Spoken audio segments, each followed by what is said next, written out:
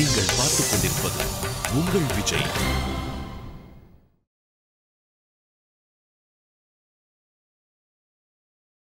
தர்மபூத ஞானம் புத்தி. இந்த புத்தி எதை பற்றி இருக்கணும்னால் 10 லட்சம் நமக்கு தெரியும், 5 லட்சம் தெரியும், 5000 தெரியும், 5 தெரியும். தெரிய வேண்டிய 5 தெரியுமோ? தெரிய வேண்டிய 5 தெரிஞ்சாதான் புத்திங்கிறார்கள் ஆச்சாரியர்கள் எல்லாமே. அறிந்தறிந்து தேறி தேறின்னு போஷம். அறியணும் தேரணும். முதல்ல ஒரு விஷயத்தை பற்றி மேலெழுந்த வாரியா ஞானம், அப்புறம் அது ஆழ்ந்து ஞானம். மிக்க இரநிலையும் மெய்யாம் உயிர் நிலையும் தக்க நெறியும் தடையாகி தொக்கியலும் ஊழ்வினையும் வாழ்வினையும் ஓதும் குருகையர்கோன் யாழினிசை வேதத்தியல் பிராப்யஸ்ய பிரம்மணோ ரூபம் பிராப்துஷ்ச பிரத்யகாத்மனः பிராப்தியுபாயம் ஃபலம் பிராப்தேஹ ததா பிராப்தி விரோதி ச வதந்தி சகலா வேதாः சேதிகாச புராணகாः முனையச்ச மகாத்மானः வேத வேதார்த்தவாதினः. இன்னும் சாஸ்திர வாக்கியமே இருக்குது. பகவான் பரமாத்ம ஸ்வரூப ஞானம் 5 பற்றி தெரிஞ்சுக்கணுமா. இதைத்தான் அர்த்த பஞ்சக ஞானம், அர்த்த பஞ்சக ஞானம்வா. இது வந்தால் தான் புத்தி இருக்குன்னு அர்த்தம். ஞாத்தவ்ய பஞ்சக ஞானாஜானங்கள்னு ஆச்சாரிய தேவத்தில் சாதிக்கிறார். அறிய வேண்டிய 5: பரமாத்ம ஸ்வரூப ஞானம், இறை உணர்வு, இறைவனை பற்றின அறிவு; ஜீவாத்ம ஸ்வரூப ஞானம், ஜீவனை பற்றின அறிவு; பிராபிய ஸ்வரூப ஞானம், அடைந்து புருஷார்த்தமாக என்ன கைங்கரியம் பண்ணணுமோ அந்த லட்சியத்தை பற்றின அறிவு; உபாய ஞானம், எதன் மூலம் அடைய போகிறோமோ அந்த வழியை பற்றின அறிவு; இதனால் அடைய ஒட்டாமல் எது தடுத்துன்னு இருக்கோ அந்த விரோதியை பற்றின அறிவு. பரமாத்மஸ்வரூப, ஜீவாத்மஸ்வரூப, பிராபியஸ்வரூப, உபாயஸ்வரூப, விரோதிஸ்வரூபம். இந்த 5 பற்றின அறிவு ஏற்பட்டால்தான் அதுதான் அறிவு. அது இல்லாட்டால் அறிவினால் குறைவில்லா அகல்ஞால தவறறிய நெறியெல்லாம் எடுத்துரைத்த நிறைஞால தொருமூர்த்தின்னு போச்சரும். கீதாச்சாரியனுடைய கீதையை கற்றாத்தான் இந்த அறிவே வருங்கிறார். அப்போ புத்தி ஏற்படணும்னால் சேயனடியஞ்சிரியன் மிகப்பெரிய நாயன் துவரைக்கோனாய் நின்ன மாயன் அன்னோதிய வாக்கதனை கல்லார் ஏதிலராம் மெய்ஞானமில். ஞானம் இருக்கலாம், மெய்ஞானம் இருக்காது. கீதையை கற்றாத்தான் மெய்ஞானம் ஏற்படும். அறிவறிய பிரானை ஆழியங்கையனையே அலற்றி நரியனன் மலர்நாடி நன்குருகூர் சடகோபன். அரியக்கத்து வல்லார் வைட்டணவர் ஆழ்கடல் ஞாலத்துள்ளே நம்மாழ்வார் 5ஆம் பத்து திருக்குறுங்குடி பதிகத்தை முடிக்கிறார். அப்போ அரியக்கற்று வல்லார் நன்கு பகவத் விஷய ஞானம் ஏற்பட்டால் தான் அறிவு இருக்குன்னு அர்த்தம். அதுவும் அர்த்த பஞ்சக ஞானம் இருக்கணும். இந்த 5 பற்றி கண்டிப்பாக நீங்கள் விரிவாக கேட்கணும். அப்போ தான் நமக்கு ஞானமே ஏற்படுறதுன்னு அர்த்தம். ஆக 10வது செல்வம் முற்றிற்று. அடுத்து 11வது செல்வம் அழகு வேணும். சௌந்தர்யம், சுந்தரனாக இருக்கணும், சுந்தரியாக இருக்கணும், லாவண்யம் இருக்கணும், அங்கங்கமாக அழகாக இருக்கணும், மொத்தம் பார்த்தா அழகாக இருக்கணும், சரீரம் ரொம்ப நன்னா இருக்கணும்.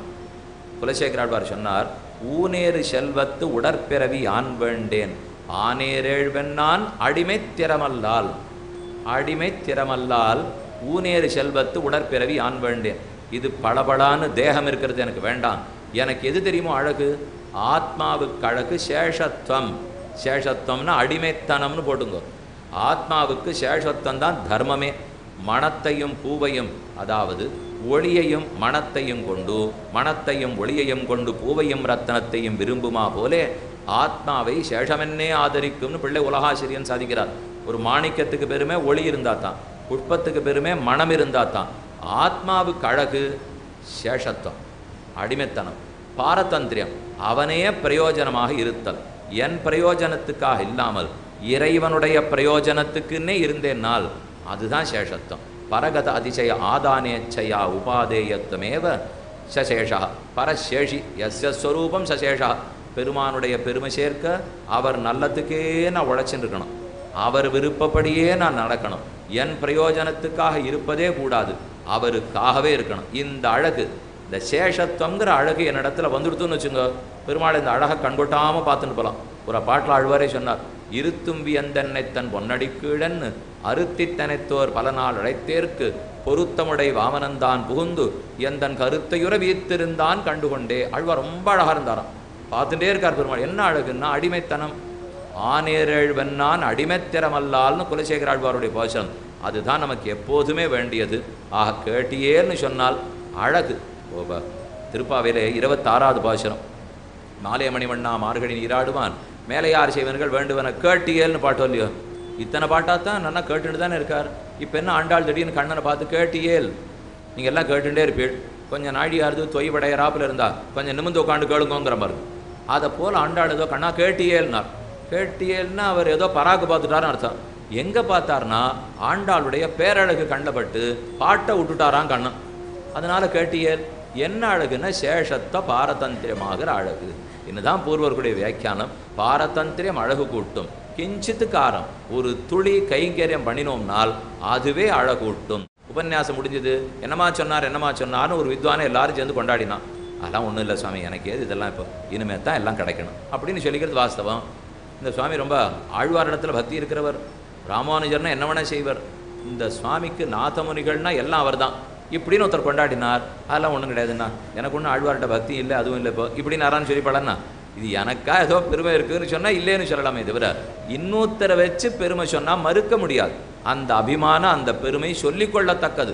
அகிருத்திரிமத்வ சரணாரவிந்த பிரேம பிரகர்ஷாவதி ஆத்மவந்தம் பிதாமகம் நாதமுனிம் விலோக்கிய பிரசீத மத்ருத்தம் அச்சிந்தயித்வான்னு பெரிய முதலியார், அதாவது மிகச்சிறந்தவரான ஆளவந்தார் அந்த சுவாமி ஸ்தோத்திர ரத்னத்தினுடைய கடைசியில் சாதிக்கிறார். அப்போ நம்மை பார்க்க வேண்டாம், பெரியோர்களை பார்த்து பண்ணிக்கணும். ராமனுக்கே பெருமை, தாசரதின்னா அவருக்கு ரொம்ப பெருமையாம். ராமன்னா சிரிக்க மாட்டார் அவர், என்ன ராமன்னா அவர் பெருமை, தாசரதினா அப்பா பெருமையோ இல்லையோ. அதனால தான் அதை சொன்னால் தான் பெருமையே. அதே போல் வியாசம் வசிஷ்டன் அப்தாரம் சக்தே பௌத்திரம் அகல்மஷம் பராசராத்மஜம் வந்தே சுகதாதன் தபோநிதிம். பேரையே காணுமே சுவாமி, அவர் பேர் வியாசர், அது அரை எழுத்தில் இருக்கு. இப்போ அதை விட்டுட்டு வசிஷ்டருக்கு பேரனுக்கு பேரன், சக்திக்கு பேரன், பராசரருக்கு பிள்ளை, சுகருக்கு அப்பா, அவர் யாருன்னே விட்டுட்டீரனால் இதெல்லாம் தான் பெருமை அவருக்கு. இப்போ அதனால தான் வியாசம் வசிஷ்டன் அப்தாரம் சக்தே பௌத்திரம் அகல்மஷம் அபிமான துங்கன் செல்வனைப் போல திருமாலே நானும் உனக்கு படவடியேன்னு பெரியாழ்வார் பாசுரம் இல்லையோ. அபிமானம் வேணும். அடி என் கைங்கரியத்தில் விடாது இருக்கிறவன் 7 தலைமுறைக்கு கைங்கரியம் போனது கிடையாது. எத்தனை தலைமுறையாக பகவத் விஷயத்தில் தான் ஈடுபட்டிருக்கோம், வெளி விஷயங்களுக்கு போனதில்லை இப்படின்னு சொல்கிறதே ஒரு பெருமை இல்லையோ.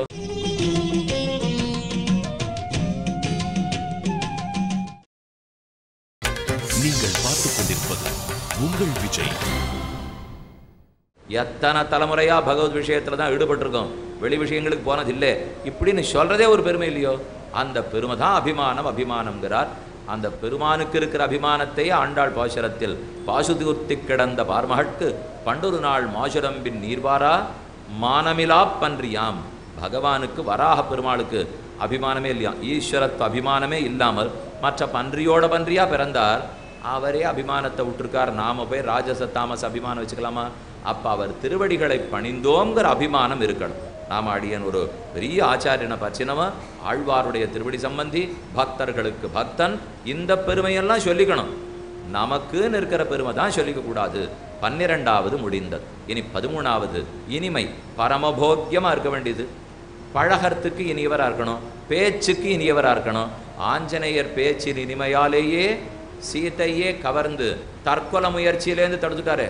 சம்ஸ்ரவே மதுரம் வாக்கியம்னு ராமாயணத்தில் ஸ்லோகம். அவர் பேசின பேச்சு சொன்ன ராமாயண கதையில் மயங்கிவிட்டாள். அப்படி பேசினவா உண்டானால் என்னதான் கவிஞரா நம்மாழ்வார் இருந்தாலும் அவரை பத்தி பாடின மதுர கவிகளுக்குத்தான் அந்த மாதுரியம் தெரியும். அவிதித விஷயாந்தர ஷட்டாரே உபனிஷதாம் உபகான மாத்திர போக அபிஜகுணவசாத்ததேக சேஷி மதுர கவிஹிருதையே மமாவிரஸ்து. கண்ணினன் சிறுத்தாம்பு 11 பாசுரங்கள் பாடினார். நாவினால் நவி சின்பமெய்தினேன் மேவினேனவன் பொன்னடி மெம்மையே தேவுமத்தரியேன் குருகூர் நம்பி பாவினின்னிசை பாடி திரிவனே. அந்த கண்ணினன் சிறுத்தாம்பு என்ன மதுரம் மதுரம். தொண்டர் கமுதுண்ண சொல்மாலகள் சொன்னேன் என்னும் பக்தாமிருதம் விஸ்வஜனானுமோதனம் என்னும் கேட்டு 6 வானவர்கள் செவிக்கினிய செஞ்சொல்லே என்னும். ஆழ்வார் எப்படியோ பரமமதுரமாக பாடியிருக்கலாம், ஆனால் அவருக்கு மதுர கவிகள்னு பேர் இல்லை. அப்போ அந்த மதுரமாக பேசுறது, பழகுவதற்கு எளியவராக இருக்கிறது யாருக்கு கிடைச்சது? பக்தனான மதுர கவிகளுக்கு தான் கிடைச்சது. அப்போ பெருமானை பற்றின விட பாகவதனை பற்றினவனுக்கு தான் அத்தனை மாதுரியம் வரும், அத்தனை அழகு வரும், பேச்சில் இனிமையே வரும். இவர் ஒரு பாசுரம் பாடினா நித்திய சூரிகள் கூட இன்னும் கேட்கலாமாங்கிறார். பழகுவதற்கு ரொம்ப எளியவராக இருக்கார். நம் ஆச்சாரியர்கள் யாருமே கிட்டுவதற்கு கஷ்டமானவாளே இல்லை. சிரிச்சுட்டே இருப்பா, சந்தோஷமாக இருப்பா, நம்மக்கிட்ட இருக்கிற குற்றத்தை பார்க்க மாட்டா, என்னமோ தெரியாதவன் பண்ணுறான், ரொம்ப சுலபமாக படுவாளே தவிர அது கண்டு கொதித்தெடுவதே கிடையாது இல்லையோ. இந்த இனிமை நம்ம ஒத்தொத்தர இடத்துல இருக்கணும். எல்லாராலும் நாம் அணுகப்படணும், நம்மால் அவர்களுக்கு பிரயோஜனம் இருக்கணும். இது 13வது பார்த்தோம். அடுத்து 14வது துணிவு வேணும். துணிவு வேணும்னா தைரியம் வேணும்னு அர்த்தம். எதில் துணிவு வேணும்? நாராயணனே நமக்கே பறை தருவான் என்று உபாயத்தில் உறுதி வேணும்.